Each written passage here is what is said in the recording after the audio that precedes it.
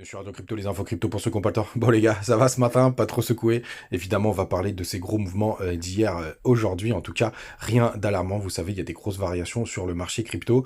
Donc hier, vous étiez tous euphoriques, moi le premier, parce que vous avez des grosses performances sur vos portefeuilles. Et derrière, la punition qui est arrivée très vite. On va expliquer tout ça. Le BTC, il est à 65 500 $, grosso merdo, on perd 1,7% ce matin. On reste sur des niveaux très sympas, hein. Faut se rappeler d'où on vient. On était à moins de 30 000 $ il y a quelques semaines. Et du côté de la map, c'est rouge de tous les côtés à part Link et Algo qui nous poussent environ 4% à l'heure où on parle. Donc tout de suite, on va parler du BTC. Donc je vous avais dit hier, il y a eu la news Evergrande et en fait c'est pour ça que je vous présente très peu de news maintenant sur la chaîne puisque on essaye d'expliquer ce qui se passe avec une news. Alors que c'est l'inverse, c'est le marché qui fait la news parce qu'on essaye de la chercher. Et la preuve pour Evergrande, on va regarder le SP 500, donc c'est le marché de New York, la bourse de New York, et vous voyez, il y a eu une variation, c'est vrai, mais même pas de 1%, ce qui est quand même important pour la bourse, mais c'est quand même pas catastrophique. Donc qu'est-ce qui s'est surtout passé hier?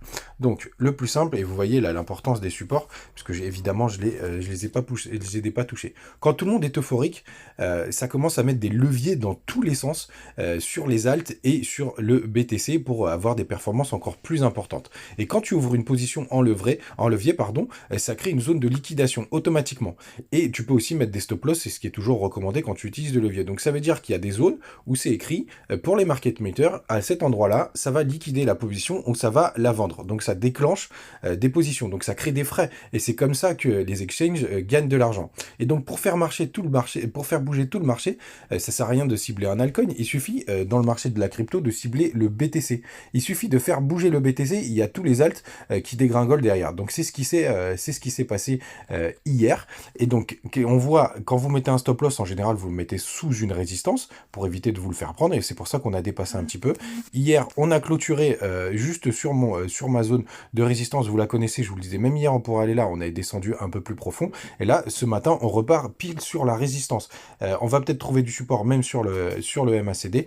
Donc rien d'alarmant les gars. Donc évidemment toutes les cryptos sont dans le rouge, mais ça reste des variations assez classiques dans le marché crypto. Hier, je vous ai fait quand même une petite vidéo pour vous expliquer ce qui s'était passé. Et pour ceux qui n'ont pas vu celle-là, où je parle de tout ce qui peut se passer, les baleines, les market makers, etc., je vous invite à aller la regarder. Les gars, no panique, il va falloir digérer tout ça, bien évidemment. Ça va prendre un peu de temps. Vous êtes sûrement en perte sur certains alts, et encore, si vous êtes rentré il y a longtemps, vous êtes toujours en positif, mais rien de très grave. Soyez prêts. Faites attention à vous, abonnez-vous, mettez un like si ça vous a plu, et à demain.